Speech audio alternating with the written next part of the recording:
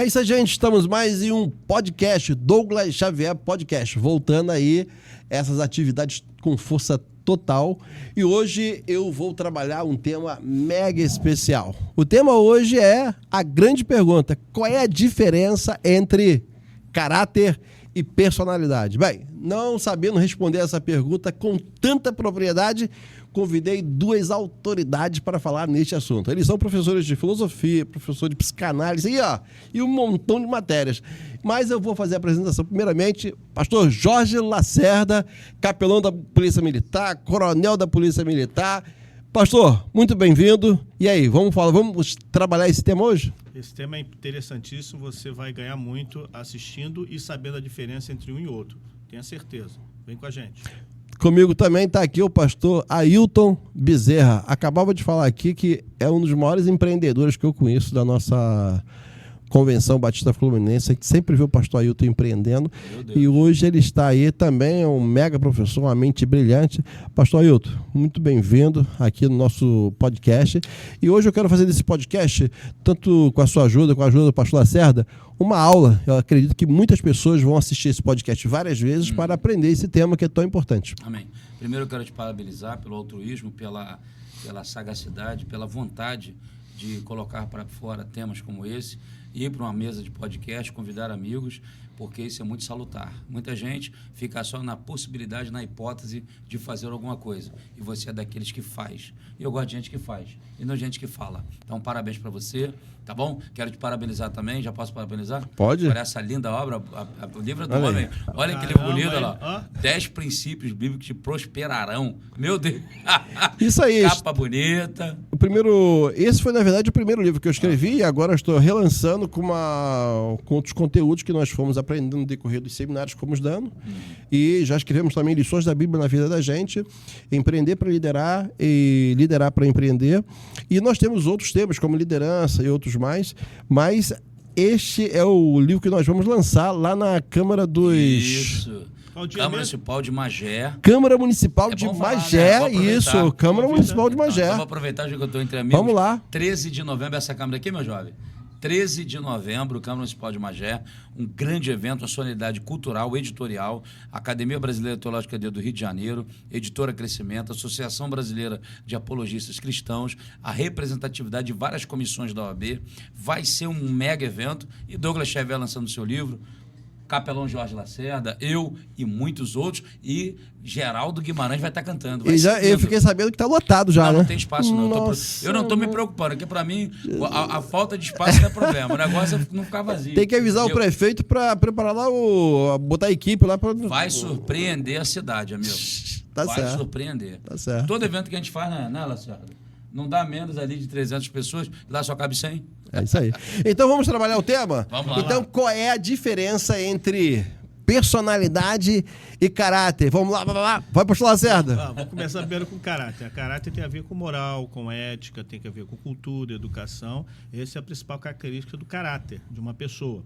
E agora, com relação à personalidade, é diferente. A personalidade é a essência da pessoa. Por exemplo, alguns são mais extrovertidos, outros são mais introvertidos, e você lembra da pessoa por causa dessa essência. Eu sou extrovertido, por natureza, mas tem gente que não é. Aí você às vezes, esquece até o nome da pessoa. Você, pelas características da personalidade, você, lembra da pessoa. Então, sem ser muito dicionalista, de maneira simples e prática, são essas, basicamente, a diferença. Vamos lá, então. Na verdade, o que acontece? Corretíssimo, Emily Durkheim, um sociólogo, ele vai tratar que o caráter de uma pessoa é formado numa tríade: hereditariedade familiar, contexto que vive e autodeterminação. Ou seja, o indivíduo ele é um ser, como diz Freud, né? Ele é um ser em eterna construção. Nós estamos sempre sendo construídos, nós não estamos prontos, né? Todavia, entretanto, a psicologia comportamental vai nos ensinar algumas questões que envolvem o caráter. O caráter é formado até 12 anos, tá? Se o cara não formou o caráter, todo o princípio moral e ético dentro de casa, vai ser um cara sem caráter a vida toda.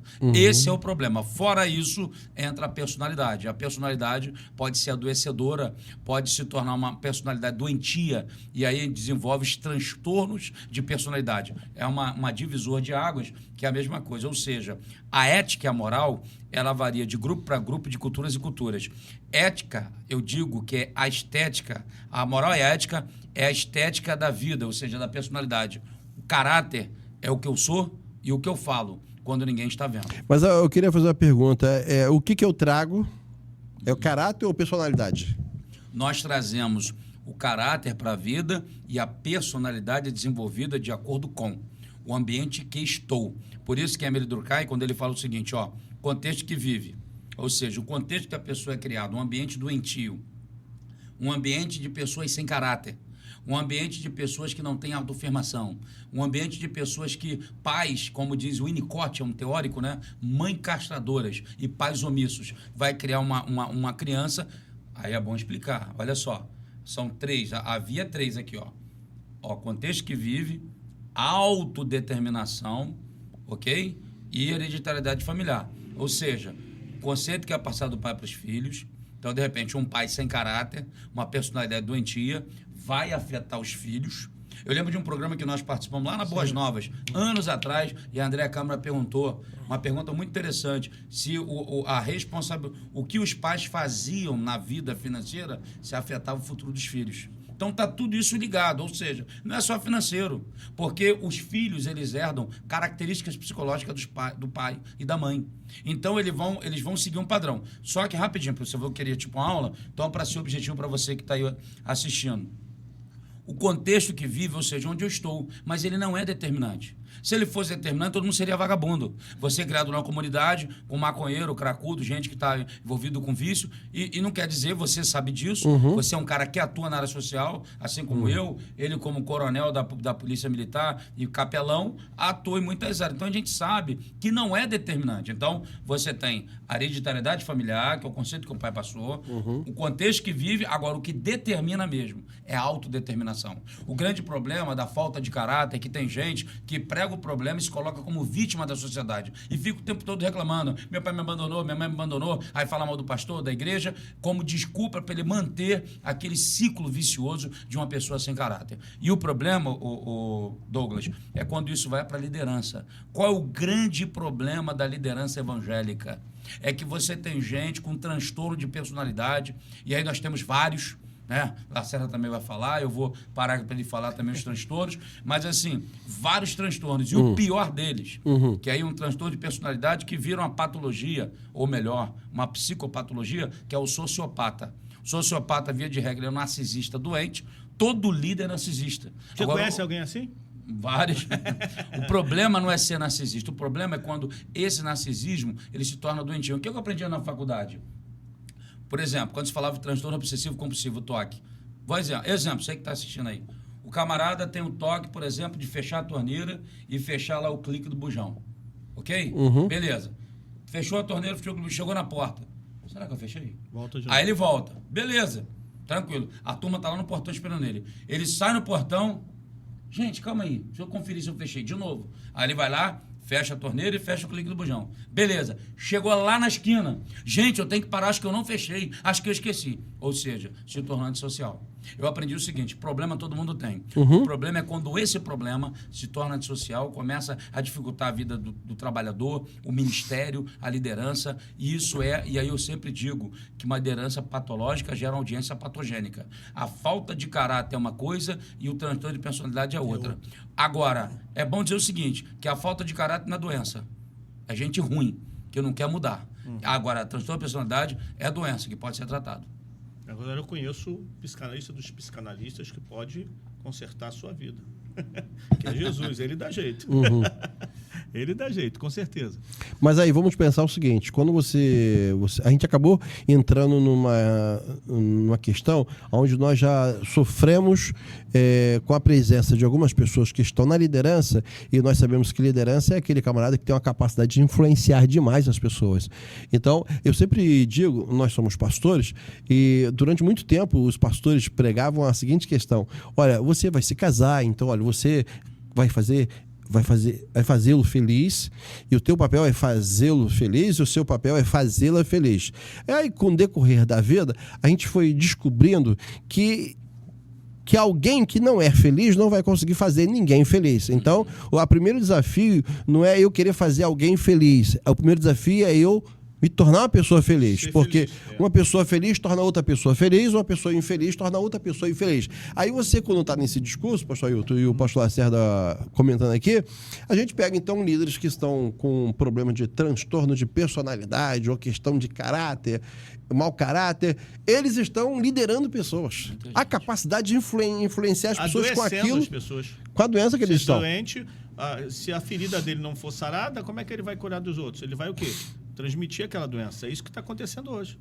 E aí foi falado aqui sobre a questão do narcisismo, né?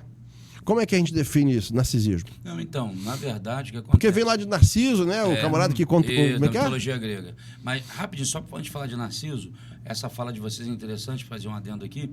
Por exemplo, você falou do cara, do líder doente, né? Como é que ele está liderando. Walter Lange, após diagnosticar a mente de Hitler, em 1943, ele fala o seguinte, não foi a loucura de Hitler que criou a loucura alemã. Foi a loucura alemã que criou Hitler. Então, a sociedade, ela cria os seus líderes.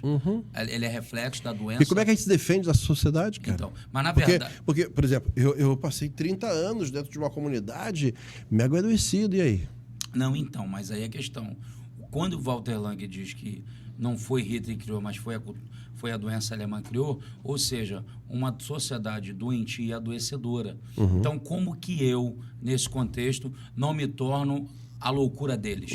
Ok? A questão até de ambiente, sim, né? Se você for para a questão política do Brasil, você tem. O cara que, o Bolsonaro, para ele, é o grande líder, criou um nome, né? Bolsonarismo. E você tem o outro lado, na política brasileira, que é o Lula também. Tem gente que venera. Enfim, ou de um lado ou de outro, quem está criando isso? Deu para entender? Então, há uma lacuna de referenciais, há uma lacuna... O ser humano não é um ser que não seja no outro, então o ser humano precisa de referência e, com isso, se cria ícones, né? E pessoas que são de carne como nós.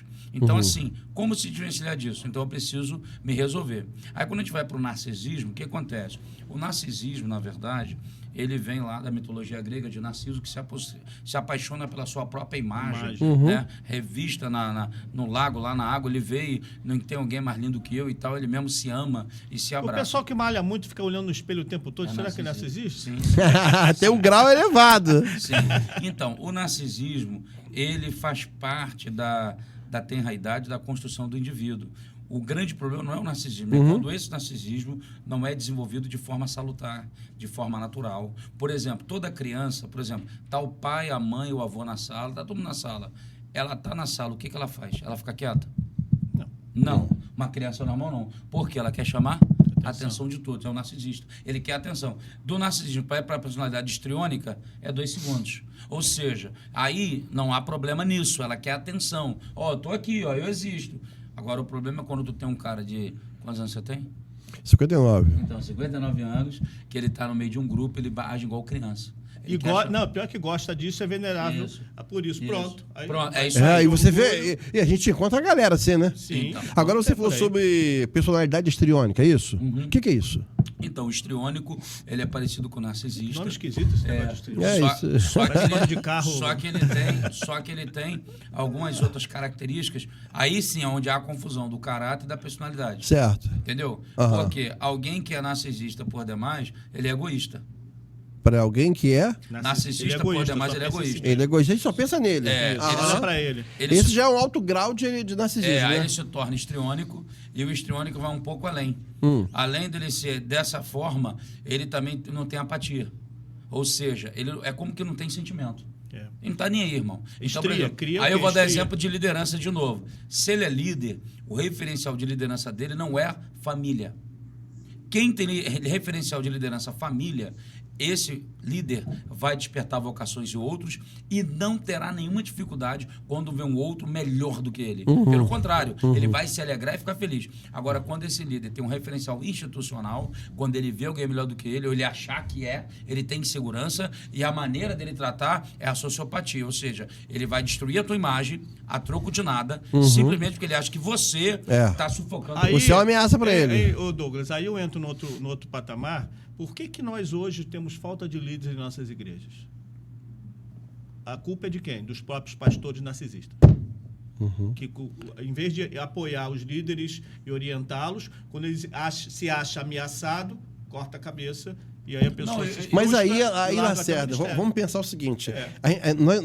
Eu estou aqui pensando também na questão, porque a gente puxa muito pro lado dos pastores. Sim. Mas você tem essa galera também no auditório. Claro. O cara que não é pastor, o cara que não é pastor, mas não se aguenta sente... ficar no auditório. O narcisista gosta de Exatamente. Mas o Gosta pior, de um mas pau. vamos lá. O cara que já é pastor, ele já é o título, ele já tem o título, seja pastor, seja padre, seja o que for, ele já tem o Líder, título, é o líder. ele já está na posição, certo? Aham. E o cara que nem o título tem, e agora ele não tem o título e nem na Mas posição ele está. vai buscar e vai puxar o tapete de quem for para chegar lá. Entendeu os dois termos? Quem está no mal. Mas o grande problema... Porque, meu irmão, eu entendi. eu já lidei com isso. Lidei com isso. Mas o grande problema é quando porque nós estamos hoje, não é só na igreja evangélica, mas de um modo geral, na igreja evangélica, com falta de líderes, por culpa dos próprios pastores narcisistas, que em vez de incentivar e ajudar a liderança, como você faz, capacitando, fazendo que eles felizes para a pessoa, eles vê como uma ameaça. Todo aquele que sobressai ele em alguma coisa, ele vê como uma ameaça. O narcisista faz isso. Então, o que ele faz? Para se autodefender de uma coisa que não existe. Você já está falando narcisista. Sim. Mas o Ailton já falou sobre o histriônico, como é que é? Histriônico. O histriônico já chega. Esse é o limite do histriônico. Sim, porque o narcisismo. Porque eu acho que todos nós temos um grau de narcisismo. Todos nós. Aí todos não nós. seria. Mas aí a palavra utilizada não todos seria nós, o Lacerda. narcisismo. Acho que não existe ninguém. Não, Existe, Ailton? Não, Tu acha? o fundamento do narcisismo é justamente a pessoa se auto-idolatrar. Ela é Ou se autocontemplar. Então, mas Por quê? da mesma forma. Porque às vezes tem diferença. Olha aqui rapidinho. Não, mas aí... Eu anotei aqui um segundinho. O histriônico. Busca excessiva de atenção. Tá vendo como é que tá atrelado? Busca excessiva de atenção. excessiva de Então, atenção. quando é uma menina, ela se entrega ao primeiro namorado. Porque ela quer a atenção do pai que ela não teve. Vai ouvindo como é que o negócio começa dentro de casa. Comportamento dramático ou teatral. Teatraliza tudo. Dramático, sabe? Emoções Principalmente intensas quando não estáveis. consegue seus intentos. É isso aí. Chega no mercado. Pronto, chegou no mercado. Chegou no mercado. É aquela criança que faz aquela vergonha. Começa a chorar, bater no chão e o pai fica desesperado. Pai sem moral. Pai que está criando um serzinho que vai acabar com a sociedade. O Jamie Camp falava sobre isso. Ele falava assim, se você não doutrina o seu filho em casa, ele vai fazer você passar vergonha no supermercado. Aí, dificuldade de manter relações estáveis. Quer dizer, tá aqui. Esse é o cara. Agora, o paranoide é pior. Que é outro grau, ele levou o grau. Ele tem uma desconfiança excessiva em relação aos outros. Acho que todo mundo está contra ele, estão me perseguindo. Isso aí é transtorno de personalidade. Sim, transtorno de personalidade. E esse aí, esse paranoico aí, Paranoide. tá chegando perto da esquizofrenia, porque a esquizofrenia já é uma doença, que é diferente do esquizoide, tá? Que precisa de remédio. O esquizoide precisa de remédio sim, por causa da ansiedade e depressão. Mas ele pode ser tratado em grupo. Entendeu? Para se adaptar ao grupo, porque geralmente a característica principal dele é que ele fica retraído e não trabalha na sociedade. Olha só mais um. Limítrofe ou borderline. Estabilidade emocional intensa, dificuldade de manter relações saudáveis, comportamento, o limítrofe borderline, comportamento impulsivo autodestrutivo, sensação de vazio ou abandono. Aí você fez uma pergunta interessante, que esse cara não é só o líder, ele está no grupo. Aí eu explico. Segunda carta de João, salvo engano, segunda carta de João, vai falar de um cara chamado Diótrefes, que eu digo idiota, porque esse cara, ele não queria acolher os missionários que vinham, os pregadores itinerantes. O que ele fazia? Ele não dava acolhida, expulsava da igreja e fazia com que os irmãos não aceitassem ele. O que acontecia? Porque o texto diz assim, porque ele queria a primazia. Ele queria o primeiro lugar. Ou seja, querendo o primeiro lugar...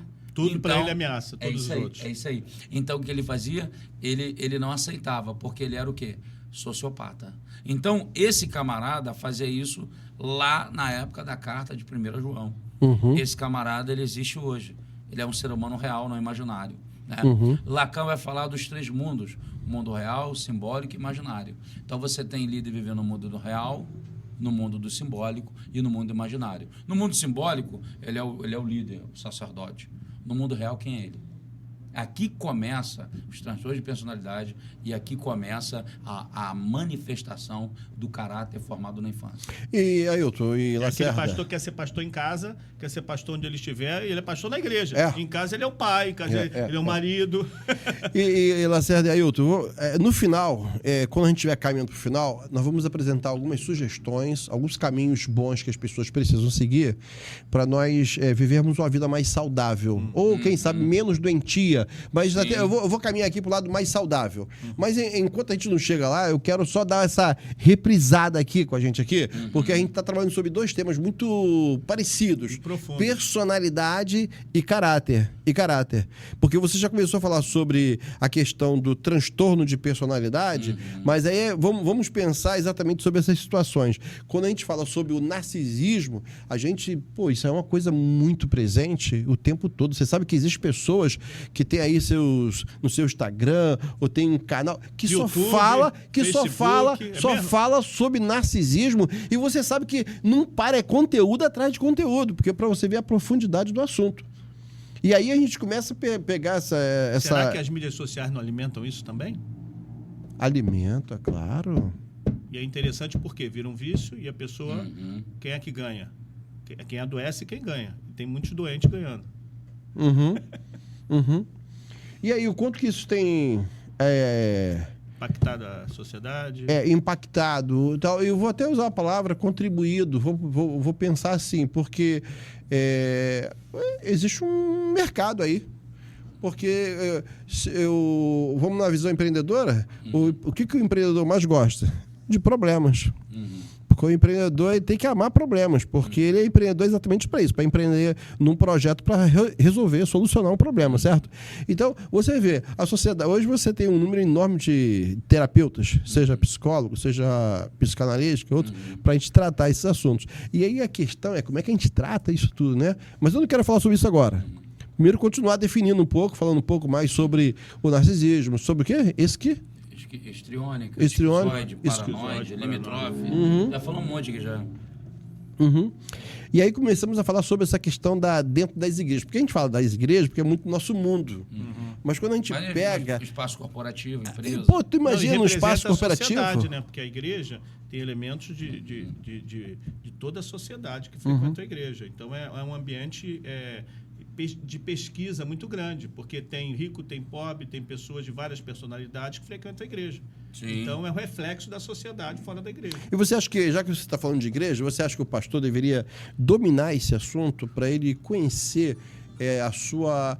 Talvez não a sua membresia, mas a sua equipe? Para se conhecer primeiro. Porque primeiro ele precisa se conhecer. Tudo bem, vamos supor que ele sai. Vamos supor que ele depois. Agora, se lembra que é um desafio, né? Que no final, se conhecer, acho que é um desafio, não? Haverá um tempo em que os pastores apacentarão consciência e com inteligência. Sim. Lá no início da igreja não era necessário outro tipo de conhecimento, a não ser pregar o evangelho, a experiência que teve com Cristo era suficiente. Hoje em dia, não. Por que hoje em dia não? Porque a sociedade modificou, o ser humano começou a estudar e os pastores hoje precisam de conhecimento além do teológico. Ele precisa de outros conhecimentos psicanalíticos, psicológicos, etc., para poder ajudar melhor a membresia, porque tem muito pastor por aí adoecendo a membresia, porque quer entrar em assunto psicológico, assunto de psicanálise, etc., não tem o mínimo conhecimento. Em vez de ajudar, atrapalha e dá um nó na cabeça da pessoa. Por aí. Então precisa, sim. É urgente. E quando o Douglas pergunta se era importante, é importante sim. Eu não estou dizendo que todo pastor tem que ser psicólogo, psicanalista, terapeuta, neurolinguista, coach ou coisa parecida. Mas é bom compreender, porque, na verdade, você como pastor, você representa um papel de progenitor de autoridade. Então, se o cara tinha um conflito com a figura paterna, tá? Por exemplo, complexo de Édipo. Reflexo. Não foi bem desenvolvida essa questão. O que vai acontecer? Ele vai lutar não contra você, mas contra quem você representa. Então, quando o líder não sabe disso, ele não faz a diferenciação. Ele acha que é com ele. Ele acha que ele... É algo pessoal, e se né? ele tem já problemas da área da personalidade, a gente fala do caráter daqui a pouco, que está bem alinhado, então ele vai começar também a atacar. Ou seja, ele não vai usar as armas corretas. Ele vai usar as armas carnais. Em vez de resgatar, vai afundar a pessoa. Sim. Vamos pegar aqui um exemplo. Eu lidei com uma situação na igreja onde eu encontrei um homem que ele tinha... Eu já identifiquei que ele era um narcisista, assim, crônico. E ele tinha dificuldade de ver qualquer homem próximo da sua esposa. Não tinha motivo nenhum, não tinha nenhum tipo de erro. E ele confiava na cabeça, né? Tinha motivo de sobra para confiar nela. Então, e muitas pessoas o repreendiam, mas achava ele o cara mais bronco da vida. Aí um dia eu sentei com ele e passei a conhecer a história dele. A história dele. Adolescência, a infância difícil, a junior, a idade junior difícil. Quando adolescente, o pai dele tacava o prato na cara dele, na frente dos outros. Meu irmão, e ele passou por essas situações várias vezes. Ele foi para o casamento e tudo aquilo que ele recebeu, ele jogou em cima de quem? Da esposa. Da mulher. Da esposa. Então, o que acontece? Quando eu me deparei com essa situação, eu poderia ter duas posturas. Vou reprovar o cara e vou tomar uma atitude com ele. Mas eu preferi fazer o contrário. Não foi fácil. Pelo meu temperamento, eu também tomaria uma atitude. Mas eu preferi sentar com ele e eu falei assim, conta um pouco da sua história para mim. Eu quero saber só... Eu queria que você falasse um pouco da sua infância. Até o momento que ele chegou na adolescência dele, ele começou a me contar esses fatos. E é quando ele começa a contar esse fato, ele fica emocionado e começa a chorar. Então, eu acredito que é o que vocês estão falando, quando a gente não consegue ter um conhecimento suficiente para liderar essas pessoas e a gente acha que essas pessoas são daquele jeito, assim, do nada. Não, e necessariamente não precisa o pastor ter todo o conhecimento, mas ele precisa ter a visão e ter pessoas que podem ajudar, porque o pastor ele não é sábio o suficiente para conhecer tudo, mas ele tem que conhecer um pouquinho de cada coisa para poder orientar e encaminhar. Ele pode ter pessoas na sua congregação que possam ajudar, psicólogos e outros, porque o pastor também não sabe tudo. A função principal dele qual é? A questão espiritual. Ponto. Espiritual religiosa ali para cuidar, para sentar. Agora, ele precisa conhecer e encaminhar. Ó, essa área aqui, ó, tem um psicólogo aqui que eu vou encaminhar para você. Essa área aqui tem esse outro profissional. Essa área aqui, ele não precisa saber de tudo. O problema é que muitos narcisistas acham que são como é que é? A cocada preta da bolacha, sabem tudo, que a gente meter em tudo e resolver tudo e não A consegue. última bolacha do pão. É isso aí que eu queria falar. É verdade. É o rei da cocada preta. É verdade. E vocês estão falando muito sobre pastor e igreja. Eu lembrei aqui do diretor da escola, eu lembrei aqui do dono da escola, eu lembrei aqui do professor que lida com alunos o tempo todo. E do político. Não, eu lidei com essa turma, porque você acabou falando sobre outro tema. Você falou sobre o tema do preparo. A gente está preparado para assumir determinadas funções, porque eu acho extremamente limitante, e eu acho que é o que a gente percebe hoje, né? Hoje você tem uma turma de pastores aí, professores aí, onde o conhecimento deles está indo um pouco além o professor de matemática. Para ele fazer um ótimo trabalho, se ele quer realmente, ele vai lidar com alunos, quando ele sabe apenas matemática, ele vai ficar mega limitado. Então, realmente, o conhecimento amplo vai ajudar bastante. Ainda mais hoje, tem aquela informação. Todo aluno hoje, toda criança hoje, pega o smartphone, entra lá no Google da vida e tem alguma informação. E se o pastor ou o líder, seja ele de uma empresa, da igreja, etc., for limitado nesse aspecto, ele não precisa saber de tudo, mas ele tem que ter o quê? A mente aberta e o conhecimento de saber aonde encaminhar, como orientar. A grande problemática é o ambiente da casa. É o que você falou. O cara, ele não é assim, né? Ele é o produto daquilo que fizeram com ele. Agora, tem gente... Mas a pergunta que eu quero fazer, até que idade isso é determinante? Não, então, a nível de caráter, segundo os teóricos, né? Até 12 anos se forma o caráter. Até 12 anos? Até 7, a criança ela é como uma esponja. Ela suga todo tipo de informação. Então o perigo está aí, não? Não, então. Está aí não, porque até aqui ela não sabe dissociar entre informação, sugestão e opinião. Então, se ela estiver assistindo um programa, pai, é verdade? Não, filho, isso é apenas um desenho, por exemplo. Então, o grande problema é que todos nós... Imaginário e realidade. Isso aí, imaginário e realidade. A criança tem um mundo lúdico, né? Então, nós temos um problema dos heróis. Então, quem são os nossos heróis? Eu falo da educação, por exemplo. Na educação judaica, o menino judeu, hoje, ele é trilíngue. Ele fala o inglês, ele fala o hebraico e, no mínimo, o aramaico. O menino brasileiro mal fala o português. A concepção de construção cultural, educacional, é outra. O menino brasileiro tira 4 na prova, chega em casa. O menino judeu tira 4 na prova, chega em casa. O menino judeu fala, mãe, tirei 4 na prova. Filho, a professora não te entendeu. Só que você vai estudar e da próxima vez você vai fazer igual os nossos heróis. Vem cá que eu vou te contar uma história. Aí fala de Abraão, fala de Daniel, fala de Jacó, fala de Isaac, fala dos heróis. Os heróis da fé. Nosso brasileiro. Mãe, tirei 4 na prova. Miserável, desgraçado. Gente que Tu bate. não larga esse PlayStation, essa pipa. Eu vou te matar. Seu burro! Então, quer dizer, isso tem um aspecto psíquico, né? E a gente tem isso na Bíblia. Mateus capítulo 3, Jesus é batizado. E quando ele entra no Jordão, Jesus disse, eu chamo de psicoteologia, este é meu filho amado em quem eu tenho prazer. Porque é dali mais à frente ele enfrentar o diabo. Olha a motivação. Em Mateus capítulo 4. Então ele é preparado na emoção. Então um pai que só pragueja, né? Chama o filho de demônio, capeta, inferno, vai dar nada. Só palavra de maldição. E eu chamo de maldições aprendidas. E a comportamento permitido, comportamento aprendido, tudo se permite, cresce. Permitiu uma mágoa, cresce. Permitiu uma tristeza, cresce. Permitiu uma baixa autoestima, ela cresce. E isso, para se tornar uma depressão, é rápido. Então, na verdade... Mas vamos pensar assim, até que idade isso causa um efeito maior? Até o início da adolescência. Até o início da adolescência. De modo geral. Porque a gente não vai colocar aqui um pouco, porque cada pessoa é uma pessoa diferente. É engraçado, mas eu não via nem efeito, eu digo causa. Entendeu? Porque o efeito vai ser na vida adulta. Entende o que eu tô falando? Entendeu, Gordei? Então, assim, eu vejo mais como causa. Então, até onde vai ser, vamos dizer, a causa, o causuística, o que vai gerar isso, entende? Então, na vida adulta, o efeito disso que é o problema. Aí eu, como sempre, tenho um pregado. Vai lá no presídio, vai visitar o cara, o nome dele é Elias, profeta. E às vezes fica adormecido lá, fica inconsciente, guarda aquilo, porque é um trauma que sofreu. Só na vida adulta, de um gatilho, a pessoa às vezes está com 50 anos, 60 anos, às vezes mais velho ou não, tem um gatilho que, pum. O gatilho. Qual era o trauma lá atrás? Isso aí, o gatilho.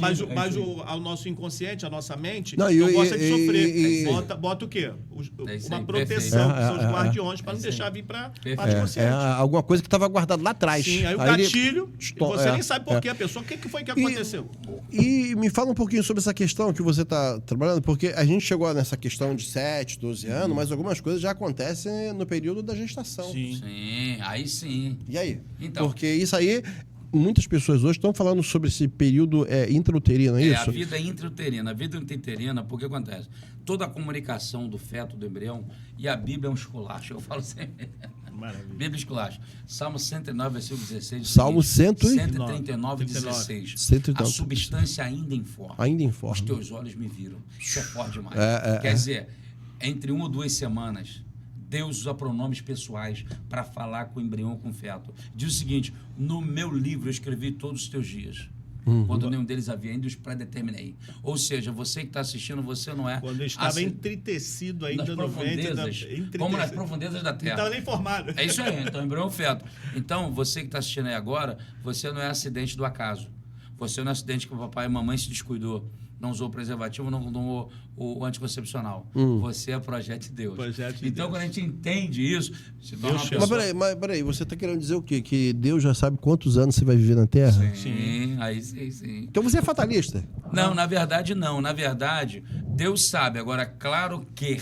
O importante não é quantos anos, é como vai viver a qualidade disso, né?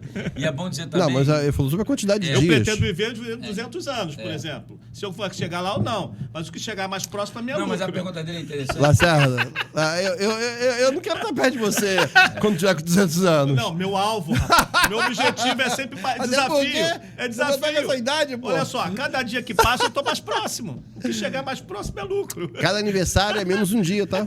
Mais um dia. Eu vou fazer ainda 59 Lacerda, no mês que vem. Lacerda, Ele é mais velho? Muito mais. Meu Deus! Lacerda, aprenda uma coisa. Quando você fizer aniversário, mais um ano de vida. Mais um ano não. Menos um ano. Eu sou otimista. Mais um ano. Vai, Quem né? tá querendo ir pro buraco menos é que um. fala que é menos um. Mas, Tá, na vamos verdade, lá, vamos lá. Ele é interessante. Vamos lá. Eclesiastes 7 vai dizer o seguinte, a partir do 11, 12, mais ou menos, você confere em casa aí. Não seja demasiadamente justo, nem demasiadamente ímpio. O texto diz que você, na sua justiça, você pode apressar, ou na sua loucura, É isso aí. pode apressar o tempo de vida, ou seja, vir a morte. Provérbios 14, 12. Há caminhos que parecem direito, mas o fim é caminho de morte. Isso aí. Entendeu? Então, eu entendi a sua pergunta. Aham. Mas a questão da fala do Salmo 139 é que Deus... Mostrar que como Deus já nos conhece desde aquele período, né? A importância desse período, porque você sabe que Eu vou mais hoje... profundo ainda. Tá? Não são nossos pais que nos criam, né? Do nada. Quem cria é Deus e usa nossos pais para isso. É um projeto, né? É um projeto de Deus. Agora, nós podemos interromper o projeto de Deus. O papai e a mamãe podem interromper o projeto de Deus. E o esquizoide entra onde nisso aí? Esquizoide é um esquisito. É tudo palavras que derivam, né? Porque como é que a gente diferencia essa questão? O Fala. esquizoide, ele não se adapta à sociedade, ao ambiente social.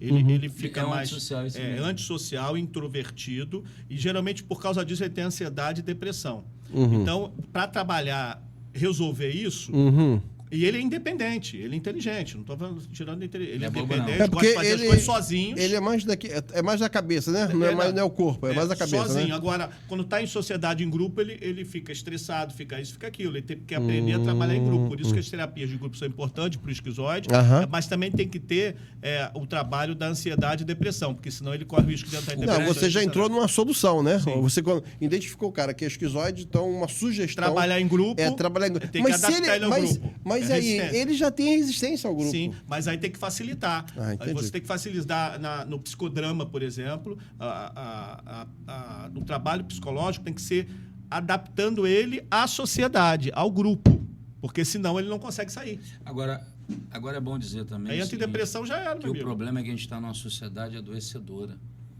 Ok? Por exemplo, em 2018, olha quanto tempo tem, a Organização Mundial de Saúde dizia que o Brasil já era o 4º país na escala mundial de gente mais ansiosa do mundo. É mesmo? Que mais isso. ansiosa do mundo.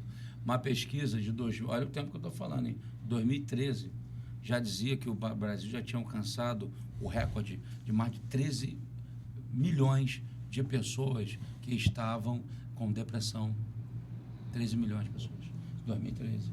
Então, assim, em 2018 você tem um dado, 2013 tem outro Não, e depois da dado. pandemia acelerou isso tudo. Não, acelerou. A Organização Mundial da Saúde dizia que a população mundial ia adoecer mentalmente a partir de 2030. A pandemia antecipou. Já estamos mundialmente doentes. E aí o que Ser humano. acontece? E aí, como a tua pegada inicial do projeto aqui, do bate-papo hoje, era sobre caráter, a gente tentou aqui explicar que o transtorno de personalidade é uma coisa e o caráter é outra. Todavia, o caráter ele é deformado dentro de casa. Você perguntou sobre a vida intrauterina. Na vida intrauterina, todo mundo, o mundo externo é captado pela mãe, que a criança recebe. Então, imagina a mãe gerando uma criança num ambiente onde tem drogas, onde ela apanha, onde não tem recurso, onde tem vários Falta fatores. alimentação também. Ela rejeita a gravidez exatamente por causa Por do... exemplo, isso aqui é importante que ele falou. Influencia Por muito. exemplo, pronto, aí agora mata, porque assim, a tua pergunta, que na verdade tu está tentando trazer, não é o que o internauta pode estar perguntando. Então vamos lá. Olha só, o cara que não sabe lidar com rejeição foi rejeitado no ventre. Ok? Quantos foram rejeitados? Então essa pessoa não consegue se amar, não consegue ser amada e nunca é feliz com nada. E não sabe por quê. Pode ter tudo. Aí o filósofo Arthur Schopenhauer vai dizer o seguinte, que ele vai ver um tédio. Ter, não ter, fazer, não fazer, sou, não sou, nunca está feliz. Então o que acontece? É uma pessoa infeliz. Ela vai estar casada com um bom homem, mas o homem não presta. Vai ter os filhos, seus filhos não prestam. Vai estar na igreja, a igreja não presta. Por isso nós temos hoje 9 milhões de desigrejados no Brasil. Então você está falando o seguinte, uma pessoa que se sentiu rejeitada, ela vai Tem ela vai grande acabar a propensão rejeitar. para... Rejeitar tudo. Entendi. E isso a gente tem que apresentar. Porque ela tá jogando o que ela recebeu. A gente tem que apresentar antes do programa. Sem pra isso é isso. inconsciente, tá? É Isso. inconsciente. Não, porque ela inconsciente. Não, inconsciente, Ela não é. sabe. Consciente, Ela vai inconsciente, rejeitar é. tudo. Aí fala assim, quer comprar um carro, o marido vai lá, se mata e compra. Ela vai continuar infeliz. Quer fazer, pá, compra. Aí E ela ela vai, não sabe que aquilo ali vai fechar mais portas aí pra vai ela. Né? correr um risco de traição. Que eu nunca, seja uma mulher, nunca tá satisfeito. Entendeu? E a sexualidade tá onde? Além dela ser anatômica, além dela ser orgânica, ela é muito mais mental e emocional. Mental e emocional. Então, a gente vive muitos conflitos. E aí a gente volta de novo. Um líder de uma empresa, percebendo isso, manda embora. Na igreja, como é que você faz? Aí o cara despreparado tá me perseguindo. Daqui a pouco o cara adoeceu. Aí ele é um líder narcisista, histriônico, limítrofe, borderline. Ó, tem um livro muito bom. Pô. É Físico, Emocional e Espiritual da onde que é? Esqueci qual é a editora, daqui a pouco eu me lembro. É excelente para qualquer membro de igreja, porque o líder que precisa identificar se quando a pessoa chega na igreja e vai procurá-lo por alguma dificuldade, se o problema é físico, se é emocional ou se é espiritual. Se é físico, opa, tem que ser caminhado para médico. Se é emocional, psicólogo, psicanalista, etc. Se for espiritual, ele pode tratar. Então, tem essas 3 linhas que é muito importante porque elas se confundem, porque o ser humano é completo, então uma coisa pode afetar a outra. E essa então, fala... é físico, é emocional ou espiritual. Daqui a pouco, deixa eu procurar aqui. E essa fala dele é importante. A idade. A idade, Essa fala dele é problema importante, DNA. porque, olha só, guarda que você que está assistindo. Todas as doenças emocionais têm características espirituais. Aqui é que é o problema. Todas, não está uma. Então se confunde o mundo emocional com o mundo espiritual. E essa confusão aqui, por exemplo, uma pessoa em depressão. Depressão é uma doença, uma psicopatologia, classificada pelo CID. Então, resumindo, essa pessoa, ela quer estar com gente? Não. Ela quer ler a Bíblia? Não. Ela quer orar? Não. Ela quer estar com pessoas? Não. Ela pode ter taquicardia? Pode. Ela pode ter sudorese excessiva? Pode. Ela pode ter um surto psicótico? Pode. O que ela tem? Está doente. Não é espiritual. Mas ela não quer igreja, não quer orar, não quer ler Bíblia, não quer estar com ninguém. Deixou de ser crente? Não, ela está doente. Então, nessa confusão, Salmo 116, versículo 3, Davi fala assim, angústias do inferno se apoderaram de mim. Eu caí em tribulação e tristeza, mas invoquei o nome do Senhor. Ou seja, ele passou angústias do inferno. Então, quem já passou angústias do inferno, sabe do que eu estou falando. Angústias infernais. Então... Aqui, ó, esse aqui, ó. Físico, emocional, psicológico ou espiritual. É da onde que é? A editora aqui. Tá até indicando editor, a gente tem que ganhar alguma coisa aqui. Não, mas ó, esse livro aqui, ó. Vamos divulgar o livro da gente? Físico. Não, por que eu estou falando isso? Porque isso vai ajudar tanto membros da igreja quanto líderes, pastores que não têm conhecimento. Pô, se eu souber disso, meu material está no É carro. muito bom. Saúde emocional é muito da bom. Bíblia. Deixa eu ver aqui com a editora, que é bom porque a gente tem que sair daqui com solução e não dá tempo de a gente... A pessoa pode estar enfrentando alguma dificuldade nessa área e querendo uma solução. E a gente tem alguma ferramenta para a pessoa procurar e ajudar. É porque o que acontece, a gente acabou, nós vivemos numa sociedade onde nós temos vários setores. Você tem o setor da igreja, você tem o setor da escola, você tem o setor da empresa. Então, hoje, quando você é gestor de uma empresa, você não trabalha apenas como gestor de negócios, você trabalha como gestor de projetos, mas tem gestor de pessoas e tem gestor com pessoas, né? Que eu defendo muito essa questão do gestor com pessoas. Mas a questão toda, se você não tem um domínio desse assunto, você realmente acaba gerindo muito mal aquilo que chega nas suas mãos. Por essa razão... Não, e tem líder que ainda não fala assim, olha, eu não tenho conhecimento, não posso te ajudar, vou encaminhar. Tem líder que ainda se sente o que acha que fazendo isso vai deixar de ser líder. Pelo contrário, vai mostrar que ele é humano e que não sabe tudo. Existe uma máxima em liderança que o bom líder não é aquele que faz para as pessoas, mas é aquele que faz com as pessoas. E você precisa ter na sua equipe, pessoas que sabem fazer o que você não sabe fazer. Porque isso é equipe. Equipe é o seguinte, eu tenho que ter na minha equipe pessoas que sabem fazer. O técnico, ele não sabe chutar a bola pro gol, pô. E por que ele não então sabe... que todo time que perde manda o técnico embora? Tá errado. Então, mas a questão toda é essa mesmo. Quando nós formamos uma equipe, botamos pessoas que sabem trabalhar temas que são os urgentes, porque hoje nós estamos lidando. Aí a gente falou aqui sobre igreja, escola, tudo isso. E aí a gente vai chegar num momento em que a gente já identificou tudo isso, né? Já identificamos o oral, o rígido, o paranoia, ou seja, um montão de coisas. A gente percebe com comportamento e a gente está diante de alguns desafios. Existem alguns conselhos práticos que nós podemos dar. Tipo assim, eu acho que todos nós saberíamos dar conselhos práticos que faria com que aquela sociedade fosse menos doentia e mais saudável. Então eu gostaria que a gente pensasse um pouco agora sobre essa questão. E nós temos o manual, né? A Bíblia, ela não é um livro simplesmente religioso. Ela tem, no livro ela tem história, tem psicologia, tem filosofia. Tem tudo. Então é um manual completo que pode nos ajudar em várias áreas. Um conselho é esse, a Bíblia Sagrada. Procure ler, estudar, meditar na palavra, aplicar a palavra à sua vida, que isso trabalha a parte espiritual e, por consequência, ajuda no equilíbrio emocional e até em algumas questões físicas também. Tá? Agora, é importante também, quando você perceber que está com alguma fragilidade, vamos dizer assim, você buscar ajuda. Busque ajuda. Busque ajuda do seu pastor, do seu líder, busque ajuda dos profissionais, busque ajuda. Né? Não adianta você ficar com um problema que você vai adoecer e vai morrer. Preciso buscar ajuda. Vamos supor que você identificou um grupo de pessoas que tem um alto grau de narcisismo. Quais seriam os primeiros conselhos que nós daríamos? Quais seriam as dinâmicas que nós montaríamos para diminuir, distensionar essa situação? Agora, deixa eu dizer uma coisa. O narcisista ele vai ter que ser trabalhado individualmente, porque cada indivíduo é um indivíduo. Tá? Quando a gente fala no esquizoide, a gente pode trabalhar em grupo, tá? Porque o esquizoide, a questão dele, a ansiedade e a depressão tem que tratar com medicamento. Agora, ele tem que ser inserido no grupo, aprender a trabalhar... psicoterapia. Aprender a trabalhar em sociedade. Pode ser trabalhar em grupo. Agora, o narcisista, nem sempre. Tem que ser trabalhado individualmente. Sim, mas eu acho que pode ter alguma coisa que a gente vai alcançar essa pessoa. Mas vamos lá, repita a pergunta aí, por favor. A pergunta é, nós já identificamos algumas, vamos chamar de patologia, alguns problemas, tudo isso, já identificamos.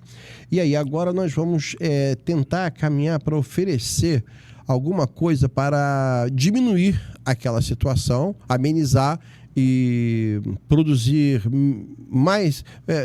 tentar diminuir aquela crise, trazer mais saúde emocional. Tá, falando do ambiente igreja...